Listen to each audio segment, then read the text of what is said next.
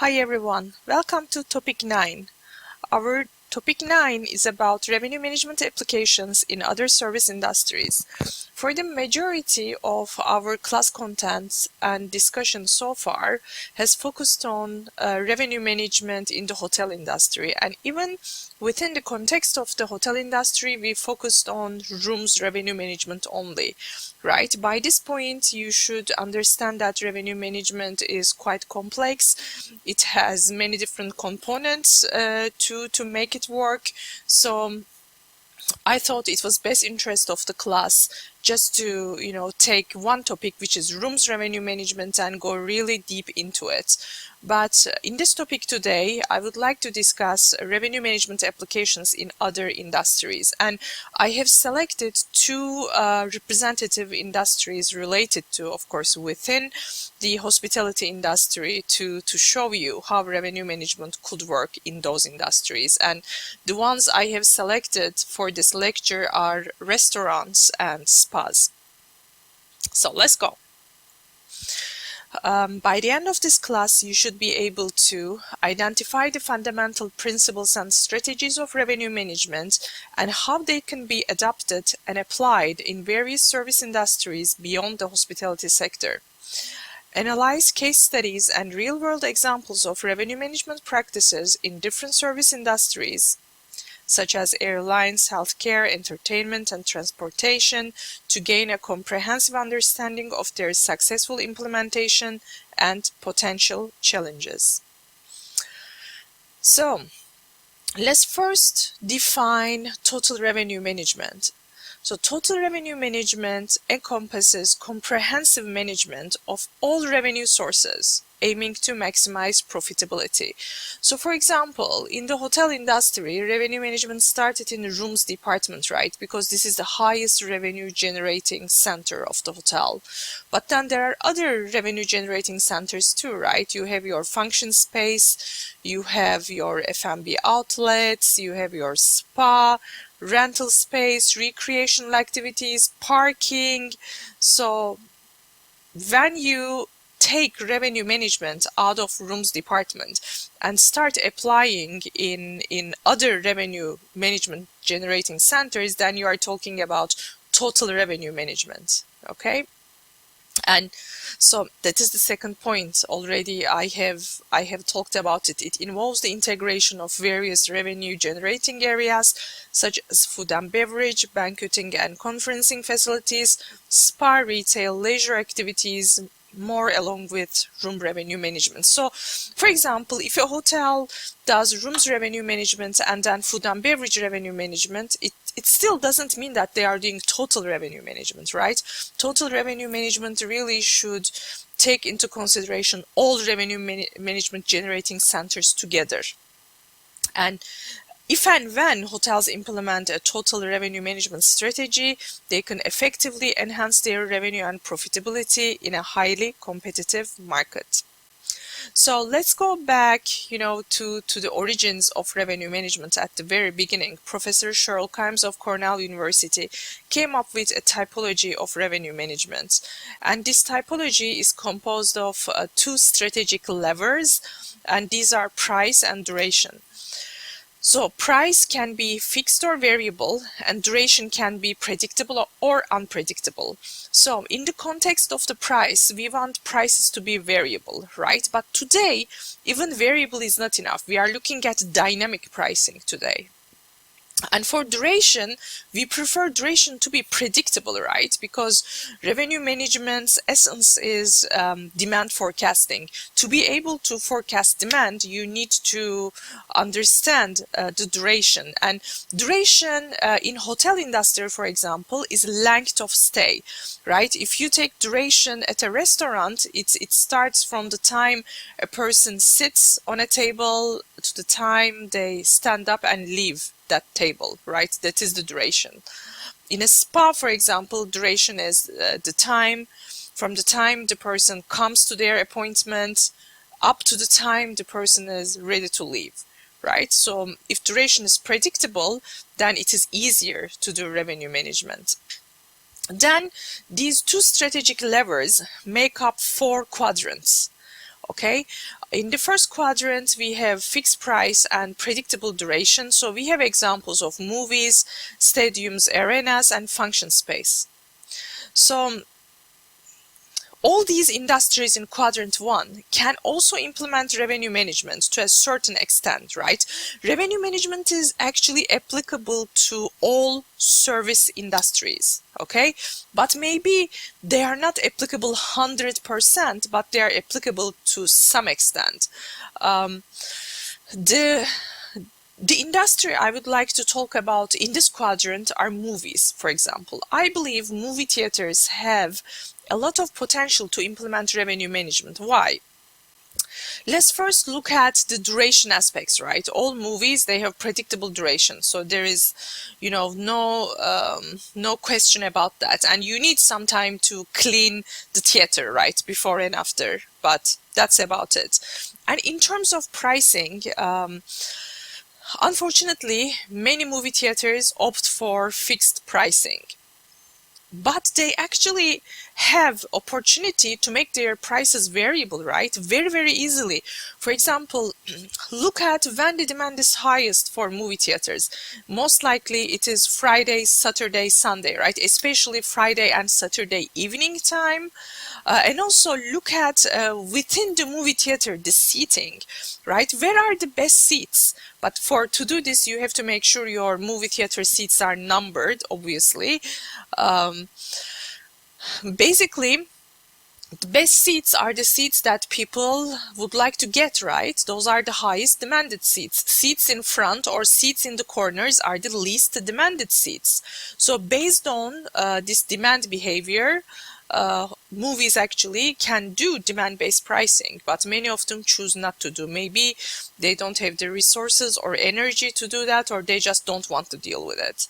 Then we have quadrant 2. So airlines is the industry where revenue management started.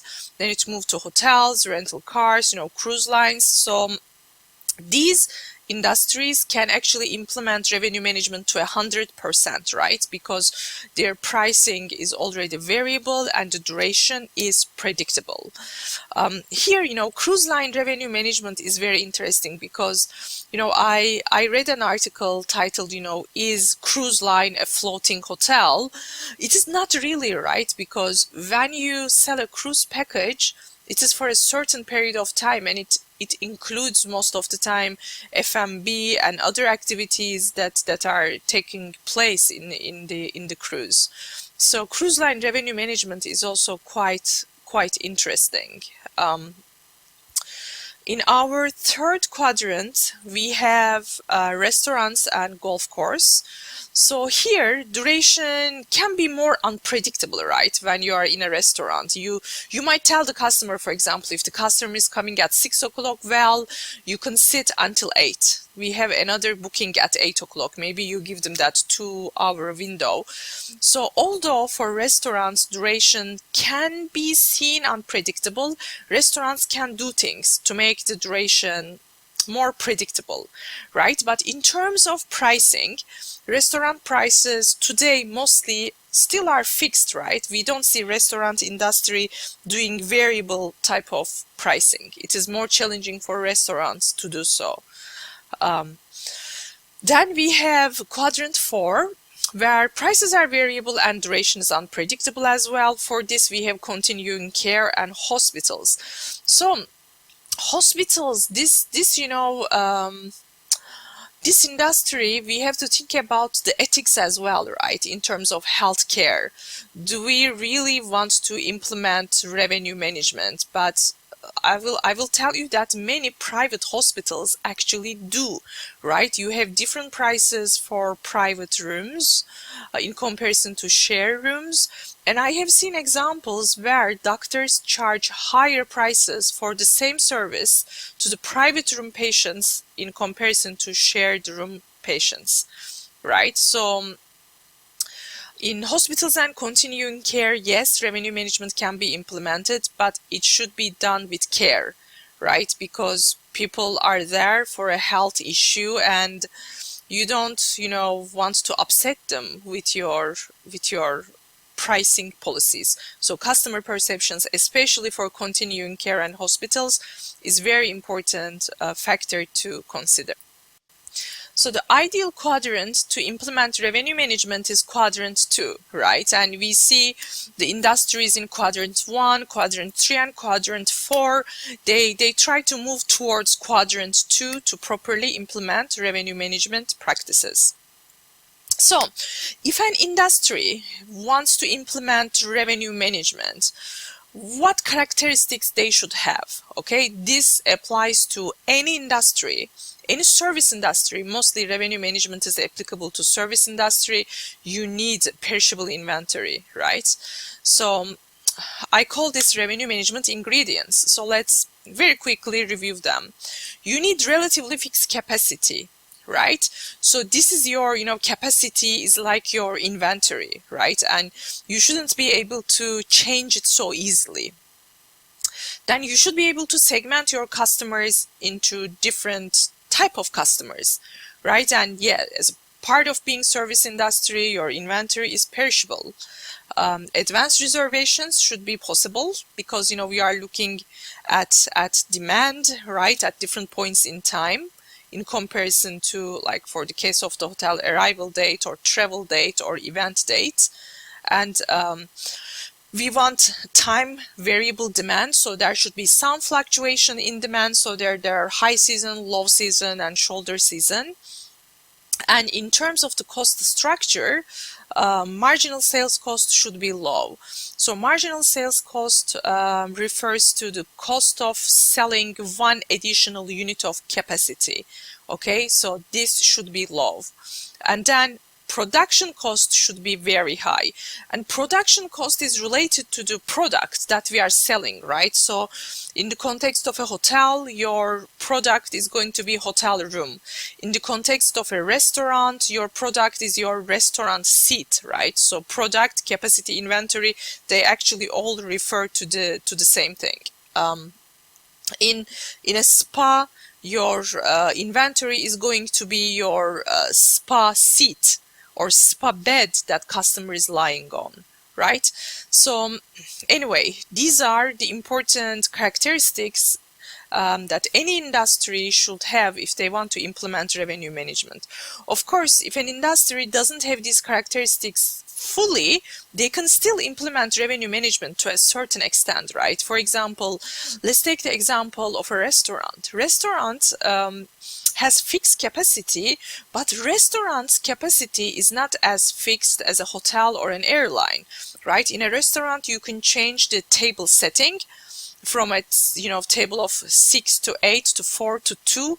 So you can do different configurations, and also you can do the seating differently. If you need one more seat on a table, you can add it, or if you want to get rid of one seat at a table, you can simply move the service and then the chair from that table, right? But does this mean restaurants cannot implement revenue management? It doesn't, right? But the application is different in different industries. But whatever industry we are looking at, revenue management objective is usually the same. It is to maximize revenue per available time-based inventory unit. Okay, and if we break this revenue per available time-based inventory unit down into its components, it is average rate multiplied by capacity utilization. And let's take a look at the different measures that we have in different industries. So revenue management originated in the airline industry. So the key metric that airline industry looks at is revenue per available seat mile, right? It is the distance that is flown plus the seats that are occupied, right? So you are looking at average rate multiplied by capacity utilization.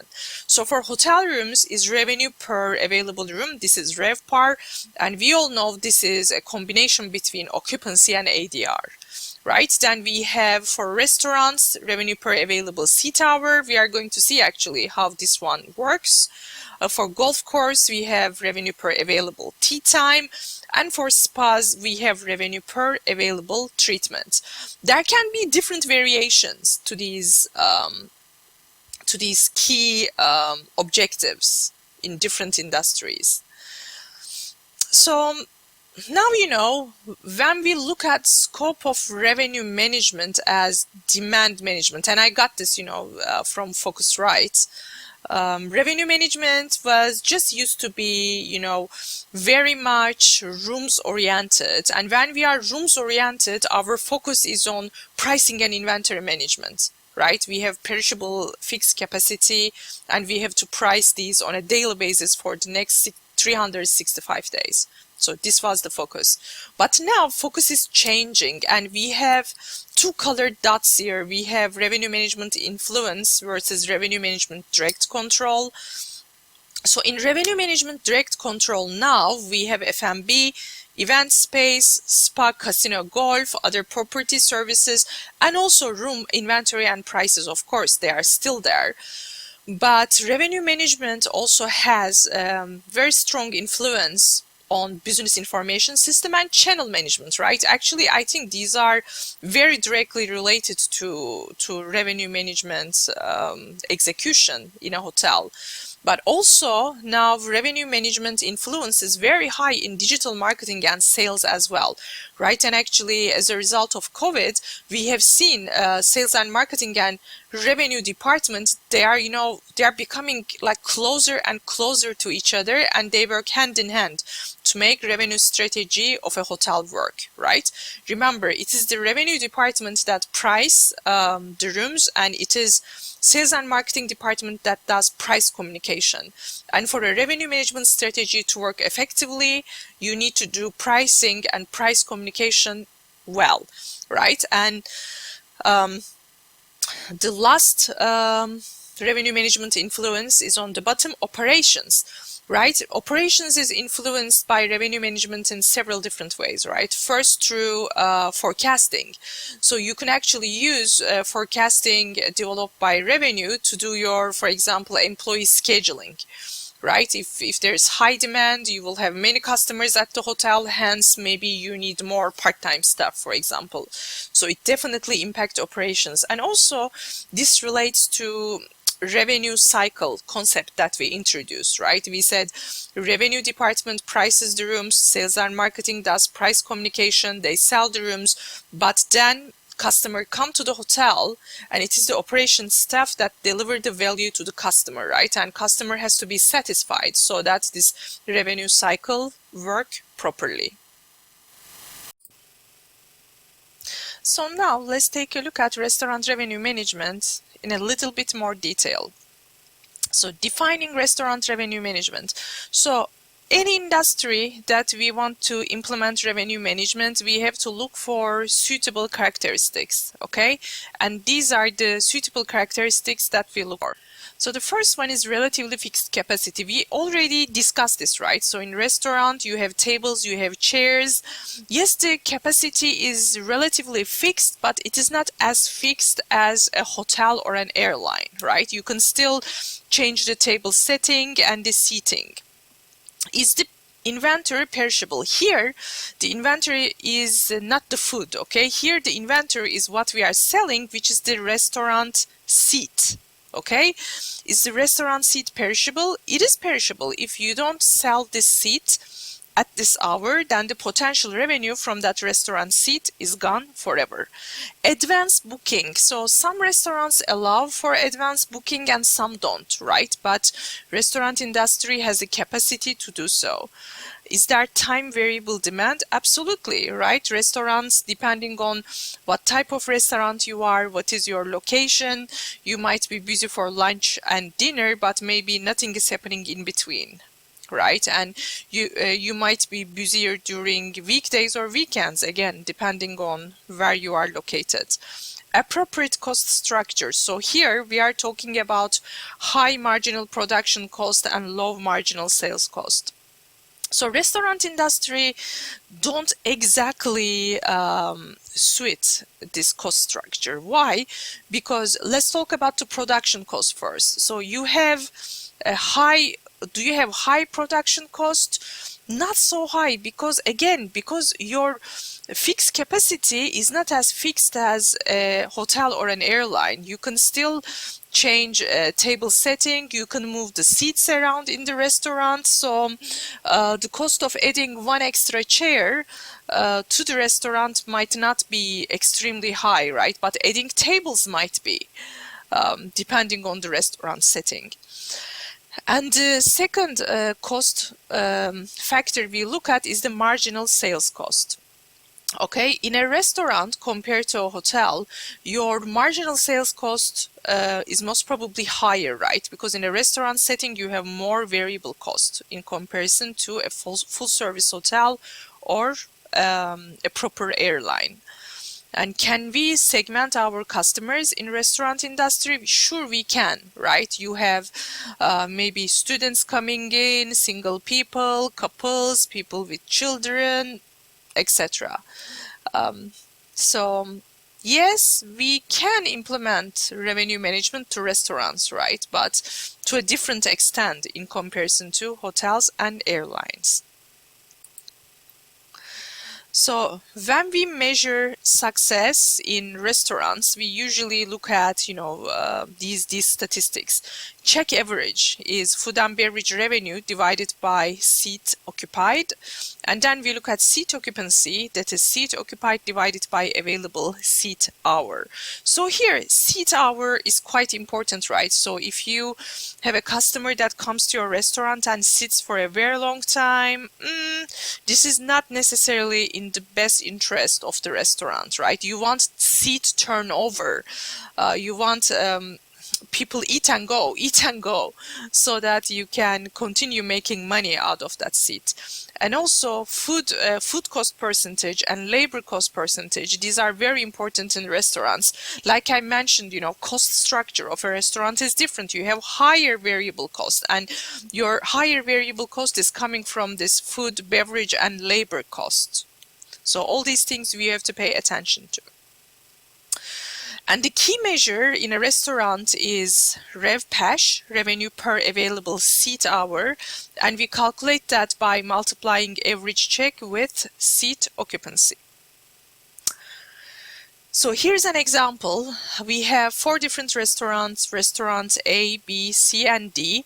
And we are looking at different seat occupancy levels ranging between 40% and 90%. And every check per person differs from $8 to $18.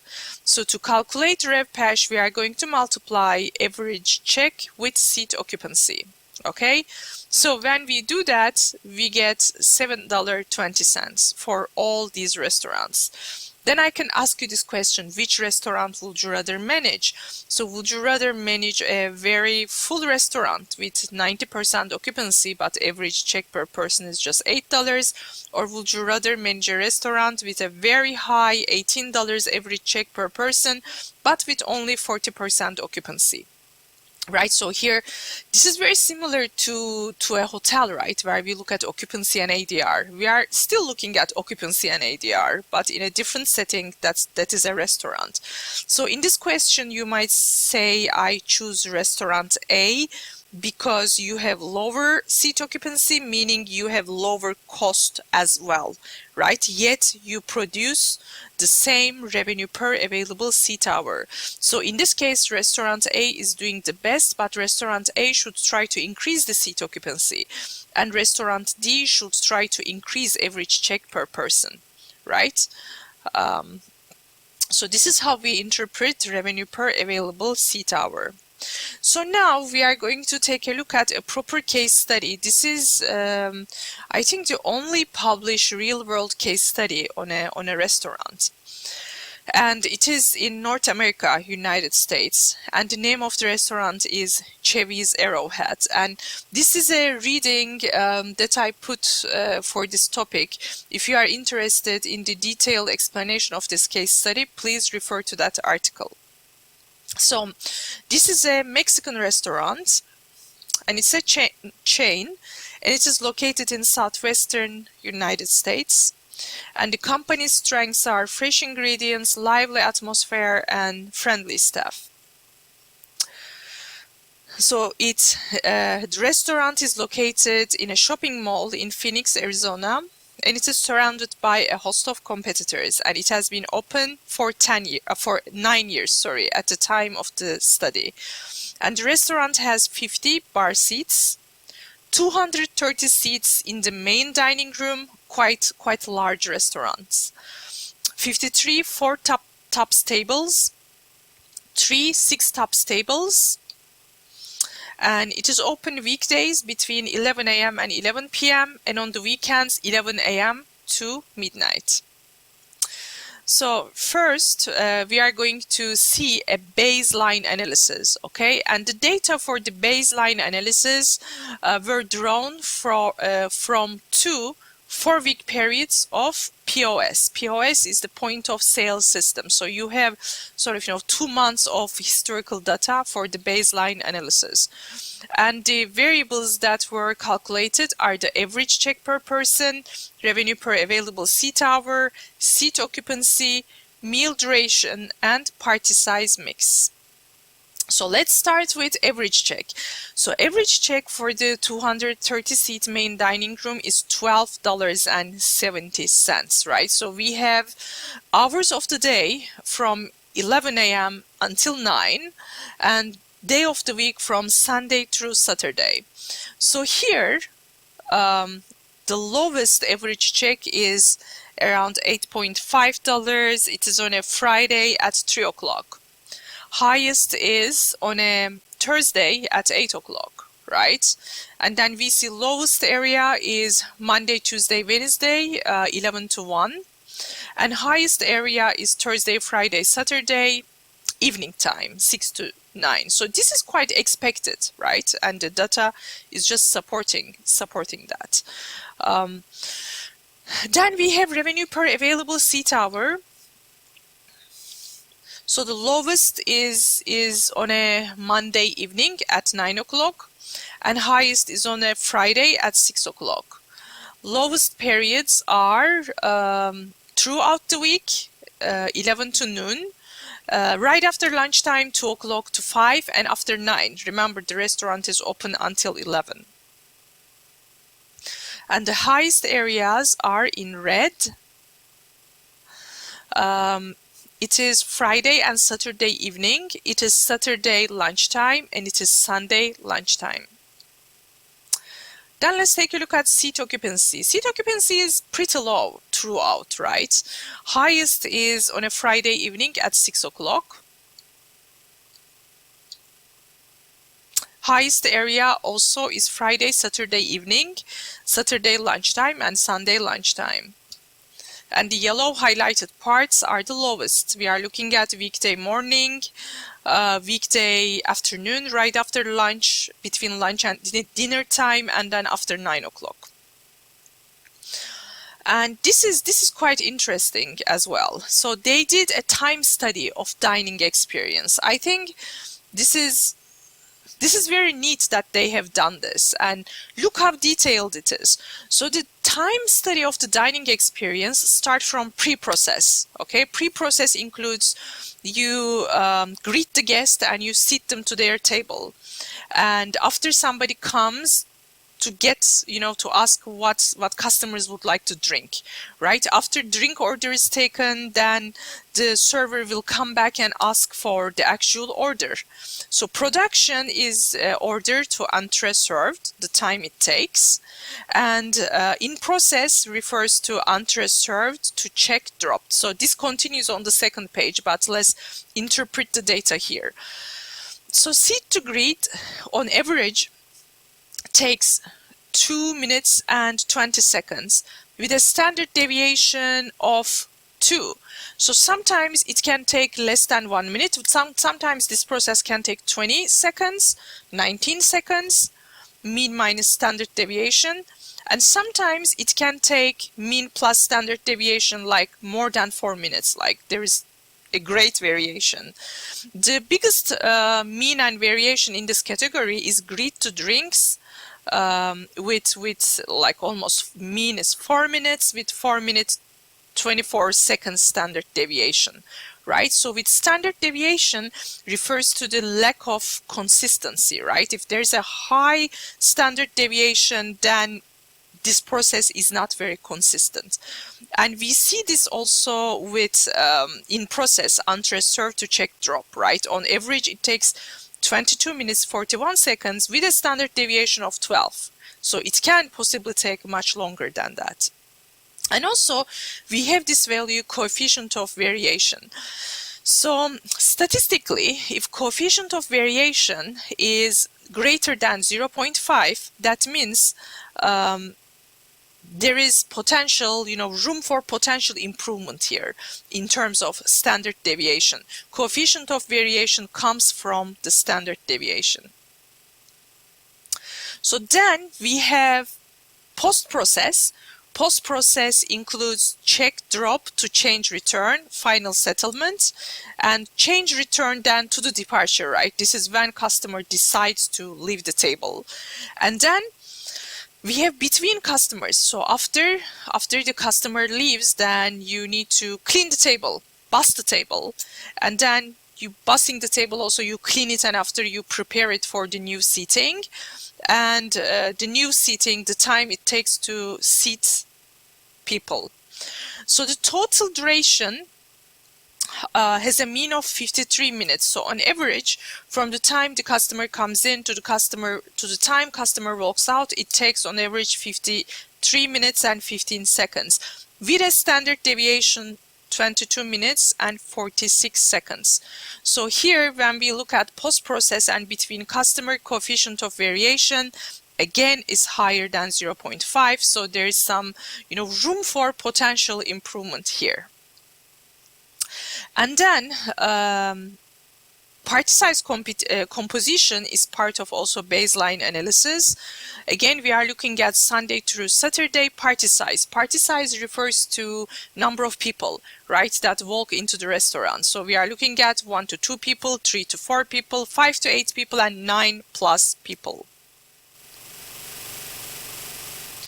So here we see that there is virtually nobody coming in parties of 9+, right? Majority of the customers here are coming just 1 to 2 people, right? Next, after that, the most popular party size is 3 to 4, but there are really very few party size of even 5 to 8.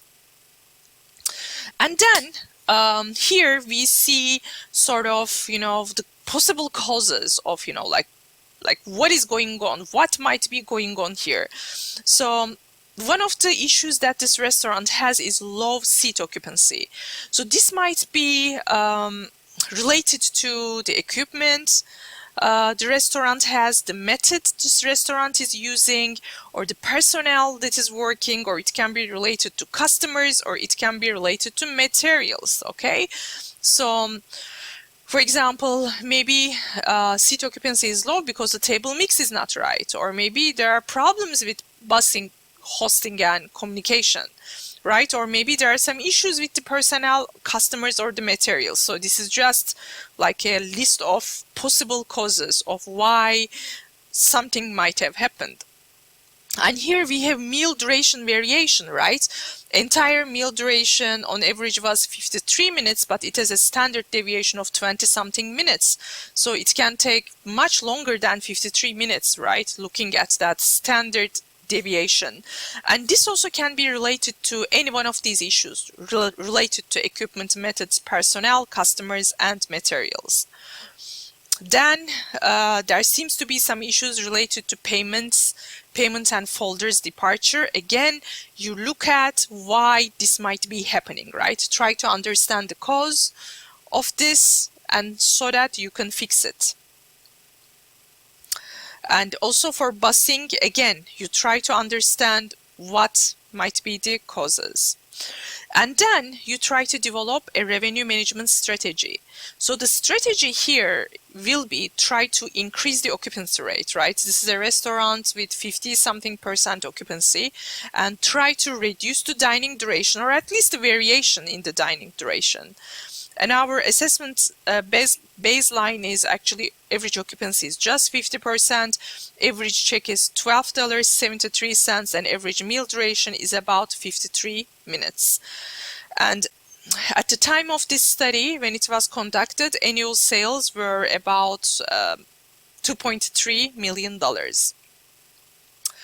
So now, as a part of this case study, there is this, annual incremental revenue potential. This is like what if analysis, okay? It is sort of a sensitivity analysis.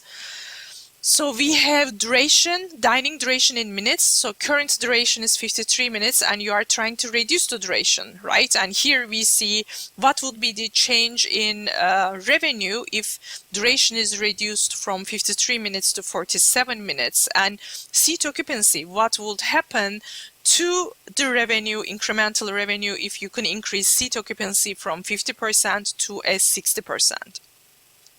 Here, for example, if the dining duration is the same, by just increasing seat occupancy by 10% to 60%, you can get $172,000 more revenue, right? This is 7.3% increase in the revenue. Or you keep the occupancy same, but you decrease the duration from 53 minutes to 18 minutes, then you can potentially get almost $90,000 increase in revenue, which represents 3.8% increase in revenues. And if you can do both at the same time, you increase the occupancy to 60%, you reduce the duration to 48 minutes, then you can potentially increase the revenues by almost 12%. Right?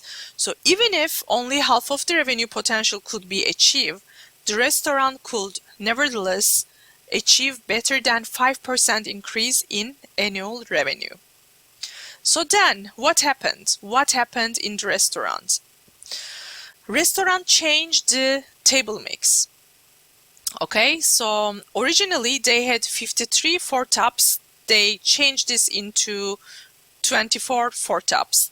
They had 3 six-tops. They created 5 six-tops. And they added 3 eight-tops. And in terms of improving service, they provided training to the staff, and also they did some diligent management, and they also added additional staff only during busy hours. And then what happened? So as a result of this experiment, average seat occupancy increased from 50% to 59%. Average revenue per available seat hour increased from $5.85 to $6.32. And in terms of financial analysis, in comparison to the baseline, there was 7.7% increase in the revenues. And then we can take a look at pre-test versus post-test time study results. You see, there are some cases of improvement, right? Seat to greet, both mean and standard deviation, we see decrease. Greet to drinks, actually this one increased. So what happened there? The idea didn't work there. Drinks to order, also it didn't work well there. Order to entree, they were able to decrease the standard deviation by 1 minute. Entree to check drop, there's big improvement here. You see standard deviation decrease from 12 minutes to 6 minutes. Check drop to change return, big change here as well, right? The mean decreased significantly and standard deviation decreased significantly. And departure to bus, we also see some significant decrease there. But when we look at overall dining duration, it decreased from 53 minutes 15 seconds to around 51 minutes, and standard deviation decreased from 22 minutes to 15 minutes. So in a snapshot, this is how revenue management strategy can be implemented to a restaurant. You see the business analysis and strategy implementation is completely different in a restaurant in comparison to a hotel, but nevertheless, can revenue management be implemented to restaurants? Yes, it can. The next example I want to show you is, what revenue management would look like if it was implemented in a spa. So the first question we need to ask, when we talk about any industry, can revenue management actually be applied to that industry? Okay, so let's start with the strategic levers of Dr. Sherlock Himes. So price can be fixed or variable, and duration can be predictable or unpredictable, right? So where should spa go? So is spa duration predictable? It pretty much is predictable, right? Because you need to book a treatment, and treatments are usually like 30 minutes, 60 minutes, 90 minutes, 120 minutes, 180 minutes, etc. So it can be predicted. Duration is predictable. How about pricing? Is spa pricing fixed or variable? Spa pricing can be fixed, but in the context of in the context of revenue management, it should be variable, right? And it can be variable. How spa pricing can be variable? During high demand times, you can charge higher prices, right? Certainly, demand-based pricing can be implemented. So one might say spa should be in predictable duration but fixed price. You are also correct, but I am saying, can revenue management be applied? We are asking the question, can it be applied? Absolutely, it can be applied by changing the pricing policy from fixed to variable, right? You already have predictable duration, so it is not so difficult to put spa actually in the second quadrant.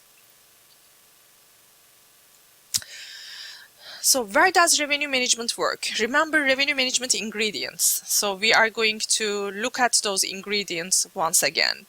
So can we segment customers in a spa? Sure we can, right? You need to look at what type of customers are coming, right? Do you have more younger people versus middle-aged older people, depending on, what type of treatments you are offering?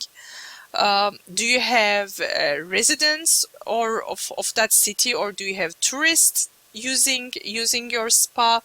Do you have couples? Do you have those those romantic packages or getaways for couples? Like, you can certainly segment your customers. Is the inventory perishable in a spa? What is the inventory? It is the treatment bed or treatment seat. Is it perishable? It is, right? If you don't sell it at that hour, the potential revenue from that seat is gone forever. Products sold in advance, people usually book, right? Unless you're a walk-in spa in Thailand, you have so many for foot massage, you can just walk in. But put that as an exception. Regularly you need to book to go to a spa. Is there fluctuating demand? Certainly, right? There must be certain times of the day and days of the week and times of the year where the demand is not so high or very high, right? You can see that by looking at your historical demand information. Is the marginal sales cost low?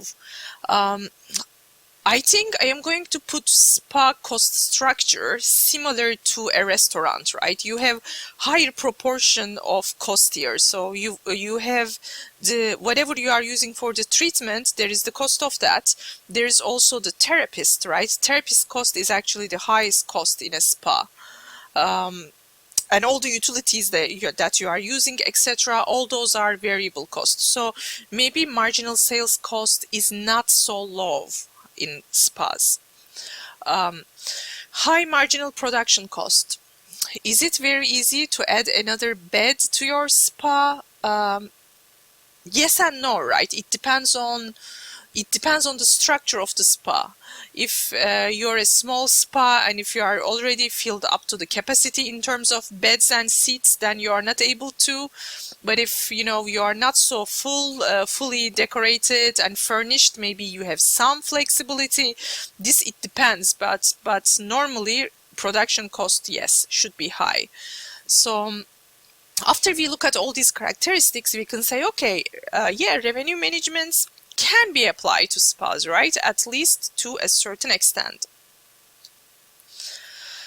So then, what should be the purpose of a spa when they implement revenue management? Here is the purpose. Achieve the most revenue possible while at the same time delivering the greatest value or utility to the customer. So the key measure, revenue management measure we look at a spa is RevPAT, and that is revenue per available treatment hour. So in this one, you are looking at, again, this delicate balance between occupancy at the spa and average expenditure of the customer, right? And also you want to understand how effectively a spa is using its productive capacity. So here's an example of RevPAT calculation. So let's say treatment room occupancy is 75% and average expenditure per guest is $1,000. Then revenue per available treatment hour is their combination multiplication, $750. Or we can calculate it this way. Total revenue for the time period divided by number of treatment hours available during that interval. Okay, so let's say total revenue for this spa was 18,000 and there were 24 treatment hours available, and our RevPAT then is 18,000 divided by 24, it is $750. So this is how RevPAT is calculated. So, if a spa would like to implement revenue management, what should they do? And for this, I took the example from restaurant revenue management case, right? First, you have to establish a baseline. Establishing a baseline is very similar to conducting business analysis in core revenue management processes, right? So you have to understand what is going on in the spa at first place, right? You need to understand the spa occupancy, you need to understand the average price customers are paying, you need to calculate your RevPAT, etc. And then once you establish a baseline, you will be able to understand, right, what is working and what is not working in the spa, and you try to understand the causes, just like the restaurant example. And then after you understand what is going on in this spa, you need to make recommendations, right? For example, I will give you one of my spa experiences in Thailand.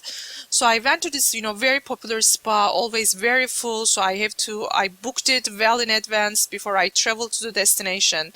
And I got this wonderful treatment and I'm done. All I need to do is take shower, dress up and leave the facility. So I go into shower and I got a special treatment that requires a special product in the shower. So when I went into the shower, there were so many products on the counter and my therapist didn't explicitly tell me which one I need to use after I got this, got this treatment. And I spent there more than 10 minutes going through bottle by bottle and try them on my skin to see which one is working. So this made the changeover time very long, right? So instead of me taking shower and leaving in 15 minutes, it took half an hour. So here, what is the problem? Problem is customer is taking too long, so the next customer will come, but I'm still not done. But what is the problem? Problem is a therapist explanation, right? So now they need to ask me, in this situation, they need to ask me, oh, you took a little bit long time. What happened? Then when I tell them, oh, I didn't know what product to use to take shower after my treatment, then they had to go back to the therapist and then train the therapist. Make sure you do this so that the client doesn't take forever to take shower and leave, right? So this process is very important. So based on this process, you make some recommendations. Recommendations are proposed changes. Then you implement the changes and you monitor the outcome, right? You do sort of a pre-test and post-test to see whether the new revenue management strategy work or not. So to do this, you need detailed information on customer arrival patterns. You need to identify hourly occupancy levels, treatment times and duration, and customer preferences by day of week and time of day. So in terms of managing time and managing price, you need to redefine the duration, right? Duration in a spa starts from the minute customer walks into the spa to the second that customer walks out of the spa, right? So you need to look at the duration, and when you establish your baseline, you can also like break down this duration, right, into smaller categories to understand what exactly each part of customer experience is taking. And if you can estimate, if you can collect that data and calculate standard deviation of it, that would be even better. All spas should do things to reduce arrival uncertainty, right? So you can send customers reminders, you can charge them penalties if they don't show up, and actually even at the time of the booking, if you are confident enough, you can even take a deposit, right? Or you can charge them for the total treatment too, but that requires a lot of confidence, right? This might also upset the customers and turn them away, and you don't want that either.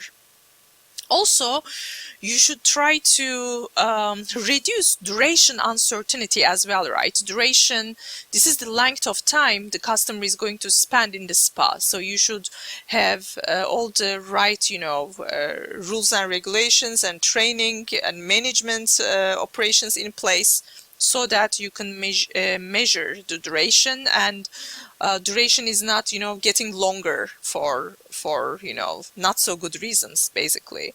And also changeover time. Changeover time is when after one customer leaves, how long it takes for your team to clean up the treatment room and get everything ready. It is like bussing in a restaurant to get everything ready for the next client.